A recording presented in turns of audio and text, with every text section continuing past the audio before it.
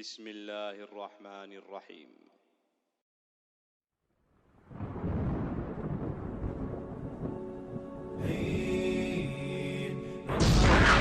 سوف يعلمون أن نحن المسلمون القادمون نرفع الرايات سوف يعلمون أن نحن. Assalamualaikum warahmatullahi wabarakatuh. Alhamdulillahi rabbil alamin, rabbis samawati wal ard.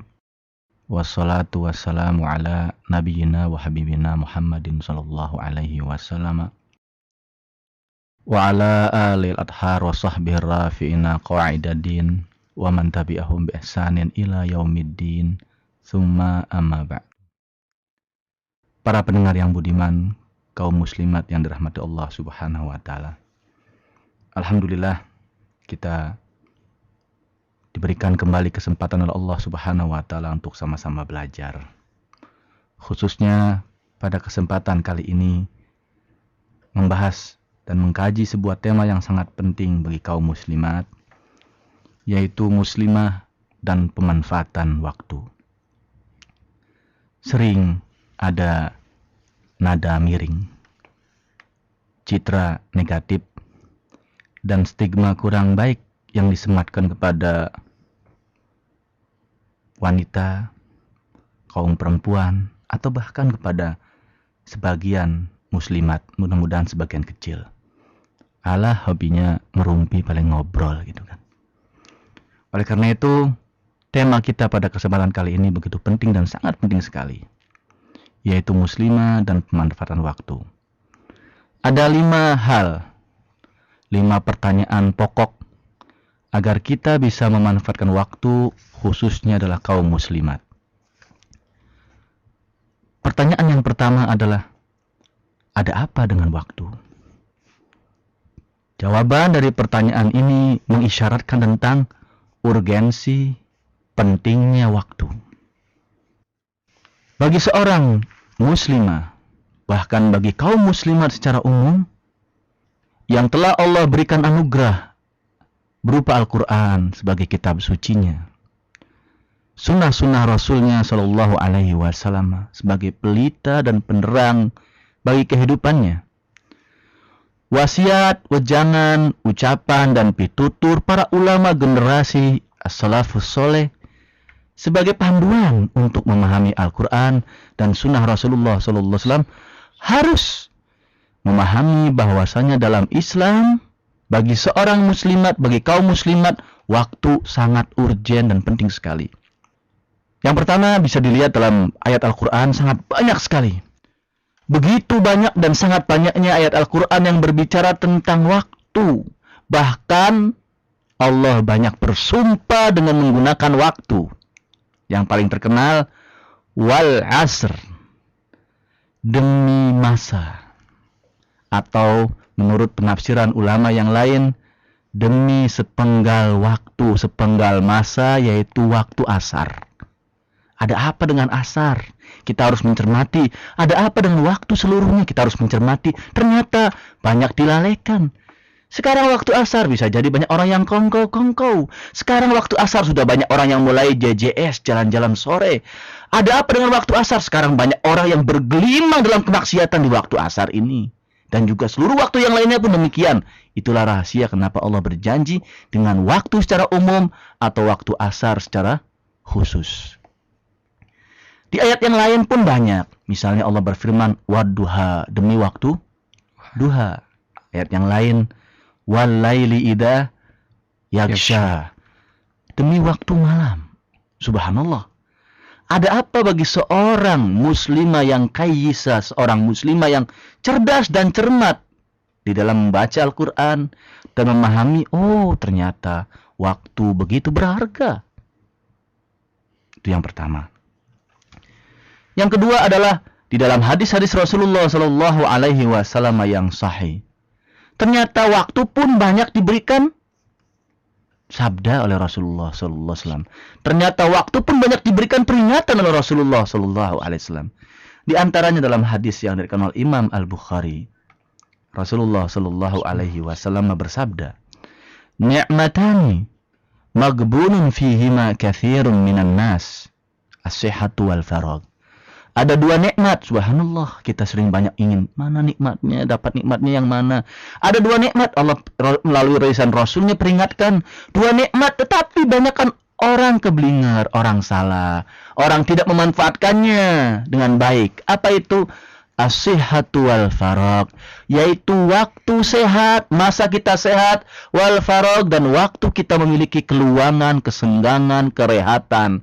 Kadang dianggap sebagai waktu sisa. Ini nikmat, ada waktu sisa. Kemudian di dalam hadis yang lain Rasulullah sallallahu alaihi wasallam bersabda, yaitu riwayat Imam At-Tirmidzi dan juga yang lainnya, la tazulu qadama 'abdin yaumal qiyamah hatta yus'ala an umurihi fima afnah wa an ilmihi fima fa'al wa an malihi min aina iktasabahu wa fima anfaqahu wa an jismihi fima ablah. Kata Rasulullah, kedua kaki seorang hamba, termasuk kedua kaki seorang muslimah, tidak akan bisa bergeser pada hari kiamat kelak sampai atau sehingga dia ditanya tentang hal-hal berikut. 4 hal. Yang pertama adalah tentang umurnya, waktu usianya. Untuk apa dia habiskan umur-umurnya? Itu yang pertama. Yang kedua adalah tentang ilmunya. Apa yang dia perbuat dengan ilmunya? Adakah lanjutan dari ilmunya, yaitu amal, atau diam 1000 bahasa, bungkam 1000 bahasa? Yang ketiga, tentang hartanya. Ada 2 tentang harta. Dari mana dia dapatkan, dia peroleh, dan hendak kemana dia infakkan harta tersebut. Berat, kata para ulama, karena pertanyaan tentang harta 2, yang lain 1. Kemudian yang terakhir, yang keempat, dan tentang jasadnya. Kemana dia lusuhkan? Untuk apa dia menggunakan jasadnya? Dalam riwayat yang lain, ada yang dirubah salah satu bagiannya, yaitu an syababihi fima ablah. Tentang masa mudanya, usia mudanya, kemana dia habiskan usia muda tersebut? Karena usia muda adalah usia yang produktif. Bahkan ada yang namanya fase emas. Konon menurut satu pembagian psikologi 33 sampai 40 tahun. Ini masa emas. Masa emasnya, masa mudanya digunakan untuk apa? Nah, ketika kita melihat hadis tersebut, ternyata hampir 50% pertanyaan tentang waktu, tentang masa. Kemudian yang ketiga, dari para sahabat Rasulullah sallallahu alaihi wasallam pun banyak wejangan, wasiat dan nasihat tentang waktu. Diriwayatkan dari Ibnu Abbas radhiyallahu anhuma, yang terkadang juga pendapat Ibnu Abbas atau perkataan Ibnu Abbas ini dimarfukan sampai kepada Rasulullah sallallahu alaihi wasallam, yang sangat terkenal sekali. Igtanimu khamsan qabla khamsin. Manfaatkan 5 hal sebelum datang 5 hal yang lainnya. Syababaka qabla haramika. Masa mudamu sebelum datang masa renta. Masa renta. Masa manulamu, hati-hati. Sekarang masa muda, manfaatkan. Itu yang pertama. Yang kedua, wasehataka qabla sakamika. Masa sehatmu sebelum datang engkau sakit. Masa sakitmu, itu yang kedua. Yang ketiga, waghinaka qabla fakrika. Saat engkau memiliki kelapangan rezeki, banyak harta, kaya, sebelum datang engkau miskin, engkau sempit, engkau sesak dalam penghidupan. Itu yang ketiga. Yang keempat, wa faragaka qabla syughlika. Masa senggangmu sebelum datang masa yang engkau sibuk sekali, tersibukkan, enggak ada waktu. Sempit sekali waktuku, terbatas waktuku. Manfaatkan masa dan waktu senggang. Dan yang kelima, wa hayataka qabla mautika. dan masa hidupmu sebelum maut dan kematian datang menjemputmu. Kemudian di dalam wasiat dari Umar bin Abdul Aziz rahimahullah, beliau berkata, "Al-lailu wan nahar ya'malani fika fa'mal fihima." Siang dan malam, yaitu waktu, perputaran waktu.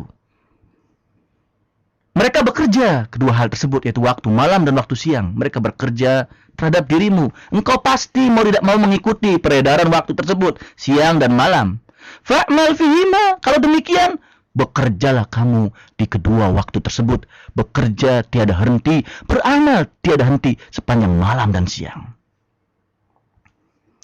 Kemudian Al-Imam Al-Hasan Al-Basri rahimahullah, salah seorang ulama Ahlus Sunnah wal Jamaah, beliau berkata, "Ya ibna Adam, wahai anak Adam, innama anta ayyam, sesungguhnya dirimu tidak lain adalah pergiliran hari demi hari."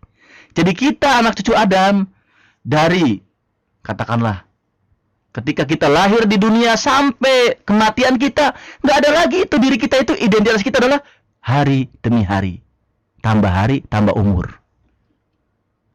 Fa idza dhahaba yaumun, manakala satu hari hilang dalam hidupmu, dhahaba ba'duka, ketahui usiamu berkurang, usiamu pun out, pergi, hilang, lenyap, tak akan pernah kembali. Nah, dari sini ayat-ayat Al-Quran, hadis-hadis Rasulullah Shallallahu Alaihi Wasallam, dan ucapan para ulama dari sahabat, tabiin, bahkan ulama-ulama setelahnya menjelaskan kepada kita tentang urgensi waktu, termasuk bagi seorang muslimah, bagi kaum muslimat, para pendengar kaum muslimat yang dirahmati Allah Subhanahu Wa Taala. Pertanyaan yang kedua adalah, bagaimana seorang muslimah mensiasati waktu? Jawabannya adalah landasan mencermati waktu. Para pendengar yang budiman kaum muslimat yang dirahmati Allah Subhanahu wa taala.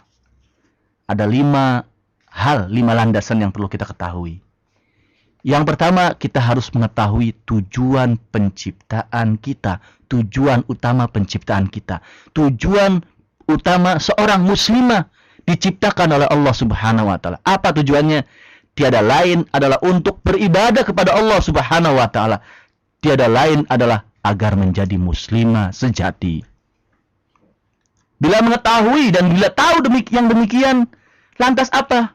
Manfaatkan waktu-waktunya untuk beribadah kepada Allah Subhanahu wa taala. Manfaatkan waktu hidup untuk beramal. Beramal kebaikan yang dengan disertai harapan agar diterima oleh Allah Subhanahu wa taala dan kelak memasuki surganya yang penuh dengan kenikmatan. Amin ya rabbal alamin. Itu landasan yang pertama.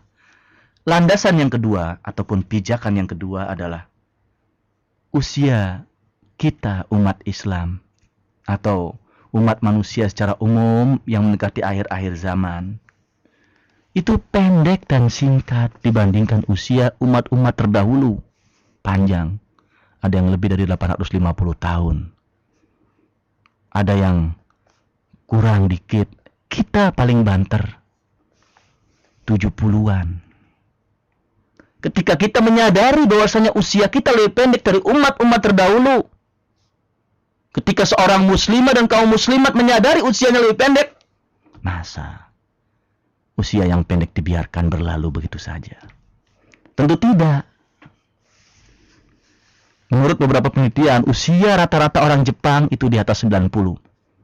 Tapi usia rata-rata kebanyakan negara Islam adalah katanya semalah 70 ke bawah. Termasuk adalah kaum muslimah tentunya. Kita harus sadar, tidak usah dibandingkan dengan umat terdahulu lah, dengan orang Jepang, dengan orang Eropa yang katanya lebih maju dalam segi kehidupan ekonominya, usia mereka lebih banyak. Kita harus manfaatkan. Di sini bukti syukurnya, walaupun pendek, Lihat dulu beda kualitasnya. Kualitas iman, kualitas takwa, kualitas amal, kualitas dalam kebaikan. Masya Allah, ini yang harus kita sadari sebagai landasan yang kedua. Kemudian landasan yang ketiga,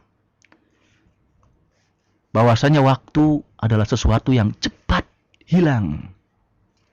Cepat hilang waktu itu.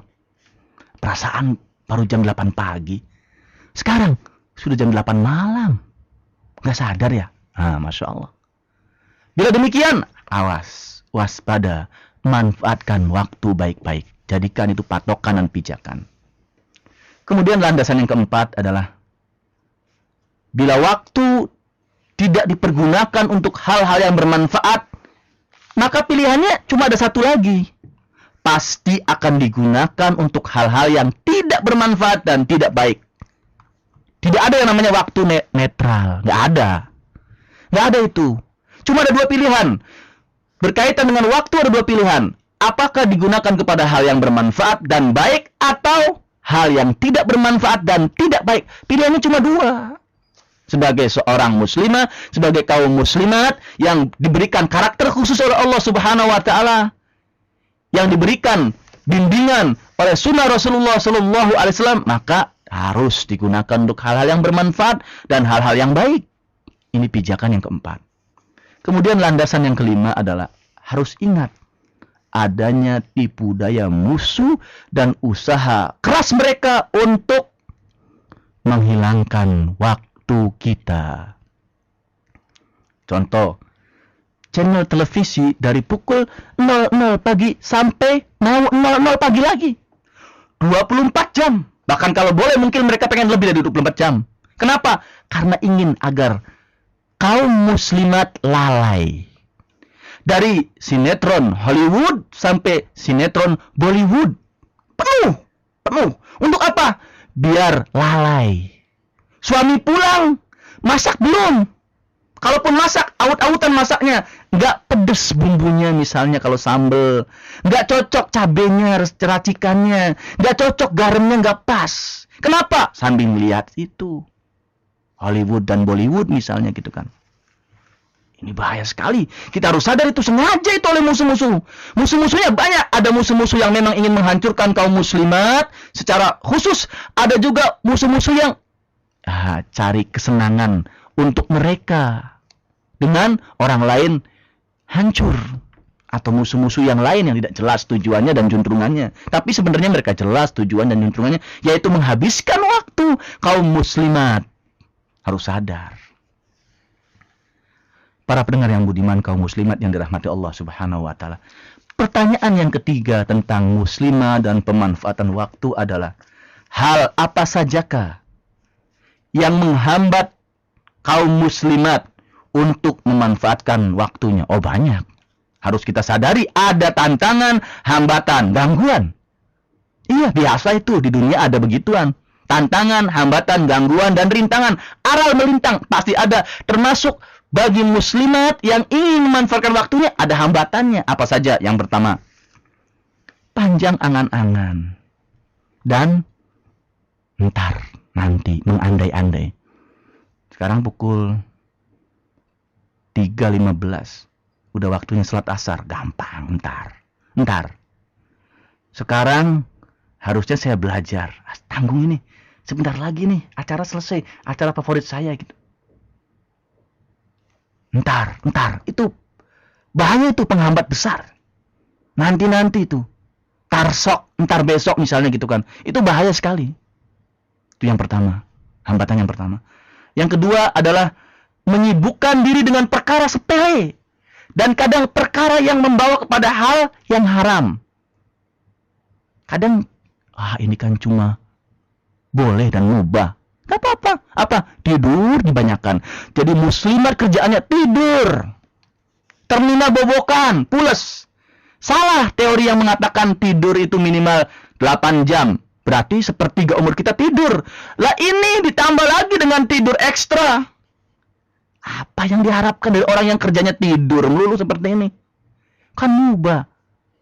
Kan boleh. Ingat. Ada yang lebih baik. Ukurannya bukan kan mubah, kan boleh. Ada yang lebih baik. Gitu. Kenapa orang-orang Jepang rahasianya tidur di bawah, lantainya kayu, bantalnya pun keras, kayu, semi kayu, agar tidak termina bobokan. Akhirnya apa? Mereka, tanda kutip, ditakuti dalam teknologi, ditakuti dalam kemajuan informasi, ditakuti dalam keuletannya, disegani. Kaum muslimat, banyak tidurnya, tidak disegani, disepelekan. 8 jam tidur saja kurang ajar itu sudah. Kenapa? Itu teori orang kafir. Karena sepertiga hidup kita berarti tidur.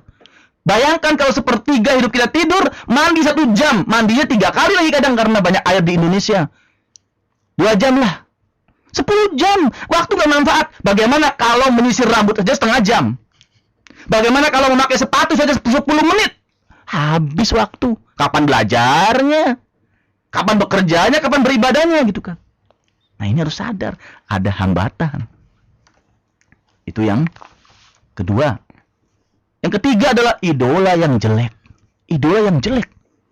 KDI, Kondang I, model-model acara begituan, Indonesian Idol gitu kan. Itu idola-idola jelek itu. Habis waktu yang pada hal-hal yang tidak bermanfaat. Tidak bermanfaat. Idola-idola yang jelek gitu kan. Atau ya daripada si dia, saya lebih baik. Si dianya yang jelek lagi, jangan. Patokannya harus yang terbaik. Biar kita malu. Lalu ada upaya untuk memperbaiki diri. Kemudian yang keempat adalah lemah keinginan. Lemah obsesi dan hasrat. Dan terlalu tergiur oleh hawa nafsu. Sudah membuat planning. Pukul 4 harus belajar misalnya. Sudah pukul 4.01. Aduh, sulit. Kenapa? Lemah dalam semangat, lemah dalam hasrat, lemah dalam obsesi, lemah sekali. Ada telepon atau SMS dari teman, yuk kita ke sini. Oh iya, diturutkan. Hawa nafsu yang bermain. Bila dua tersebut berpadu, penghalang besar bagi waktu. Bagi pemanfaatan waktu, besar sekali jadi penghalang. Kemudian yang kelima, perasaan kurang. Ada orang yang sadar ingin memanfaatkan waktu. Saya kan lemah dalam berpikir. Saya kan lemah dalam memahami. Saya kan lemah. Ya, itu hambatan juga, rintangan.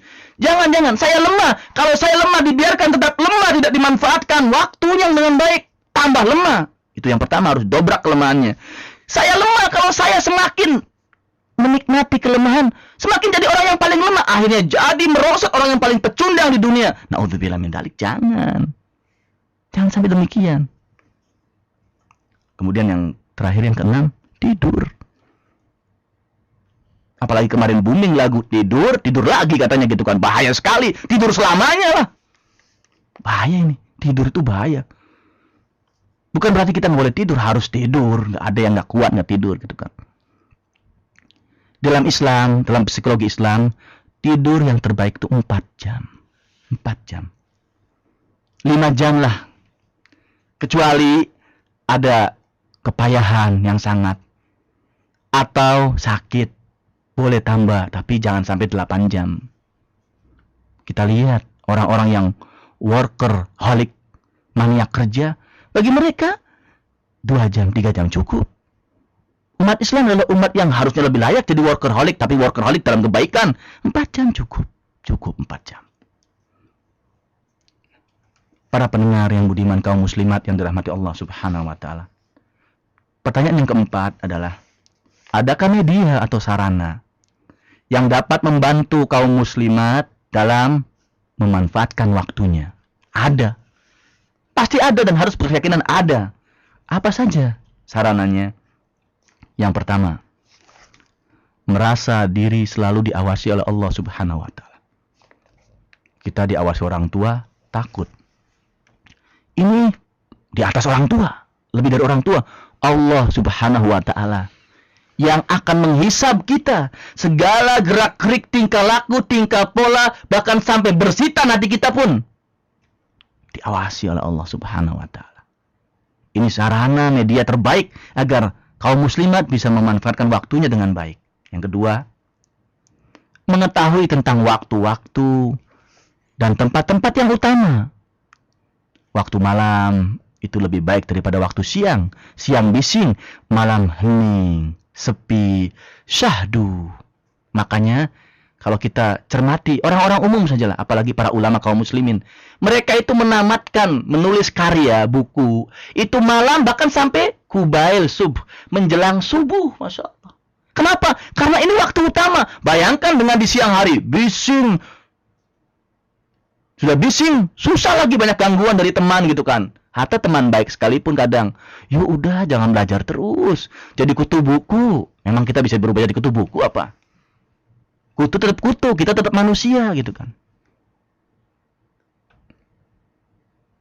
Kemudian waktu bulan Ramadan itu utama, Masya Allah. Kalau sekarang bukan bulan Ramadan, menghatamkan Al-Quran sekali saja susah. Tapi di Ramadan insya Allah minimal 4 kali. Nah, ini kita harus paham ini. Ada waktu utama, ada waktu yang lebih utama, ada waktu yang terutama. Masya Allah. Fastabiqul khairat untuk mencari hal tersebut. Kemudian yang ketiga, media ataupun sarananya adalah sadar terhadap kewajiban. Dan sadar terhadap peran yang diemban dalam masyarakat. Bila berbicara dalam tataran dan konteks muslimat, dia harus sadar sebagai seorang muslimat, seorang hamba Allah Subhanahu wa taala yang harus beribadah kepada Allah Subhanahu wa taala. Dia harus sadar bahwasanya dia adalah sebagai seorang anak perempuan yang harus berprestasi dunia dan akhirat. Dia sebagai seorang ibu, dia harus sadar dia adalah seorang ibu muslimah yang harus menjadi teladan, suri teladan dan ibu muslimah yang terbaik. Bila dia menjadi, maka dia tetap yang terbaik. Menjadi championnya, pemenang utamanya. Menjadi yang number one-nya. Nggak ada duanya deh. Harusnya demikian. Itu landasan, media, dan sarana yang ketiga. Kemudian media dan sarana yang keempat adalah memilih teman yang soleha. Teman yang soleha, khususnya lagi teman yang bukan sekedar soleha biasa, teman yang soleha dan mengerti tentang bagaimana memanfaatkan waktu sekecil apapun, sedetik pun, bahasa kerennya begituan. Wah, saling mengingatkan.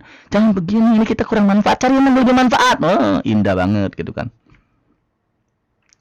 Para pendengar yang budiman kaum muslimat yang dirahmati Allah Subhanahu wa taala. Pertanyaan terakhir saja. Aktivitas apa saja yang dapat diinvestasi oleh muslimah pada waktu senggang? Investasinya tidak 50.000 ya Kang ya? 0 rupiah. Jadi apa aktivitas yang bisa dikerjakan oleh seorang muslimah atau kaum muslimat di waktu senggang agar bermanfaat waktunya? Pada kesempatan kali ini cuma 5, hanya 5. Yang pertama, membaca buku yang bermanfaat. Termasuk dalam kategori membaca buku adalah mendengarkan radio yang bermanfaat. Mendengarkan ceramah-ceramah yang bermanfaat. Itu yang pertama. Yang kedua, zikir kepada Allah. Zikir dari pagi sampai mau pagi lagi. Itu banyak sekali zikir. Buku Hisnul Muslim aja. Ngapalinya perlu waktu lama itu. Buku saku kecil itu tentang zikir. Yang ketiga adalah mendidik anak. Bagi yang telah bersuami, mendidik anak itu, Masya Allah, 24 jam, bahkan mungkin anak kurang. Itu yang ketiga. Yang keempat, silaturahmi kepada karib kerabat, orang tua. Sekedar menanyakan keadaan mereka. Sekedarnya ini, Masya Allah, bermanfaat. Kenapa? Menanyakan keadaan mereka, menyenangkan mereka dengan hanya senyum dan datangnya saja itu sudah cukup. Apalagi bawa oleh-oleh, lebih dari cukup lagi gitu kan. Kemudian yang ke-5,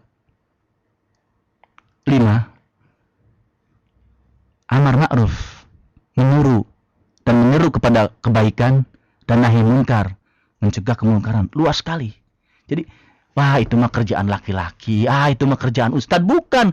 Amar ma'ruf, nahi munkar, kerjaan seorang muslimah atau kaum muslimat yang banyak.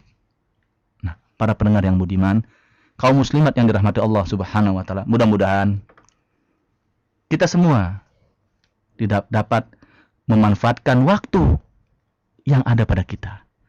Sekecil apapun, sesempit apapun, tetapi untuk hal-hal yang bermanfaat, dan mudah-mudahan kita menjadi orang yang lebih baik, lebih baik, lebih baik, semakin baik dan yang terbaik dalam berbagai bidang. Amin ya rabbal alamin. Mudah-mudahan bermanfaat yang kita kaji ini. Wassalamualaikum warahmatullahi wabarakatuh.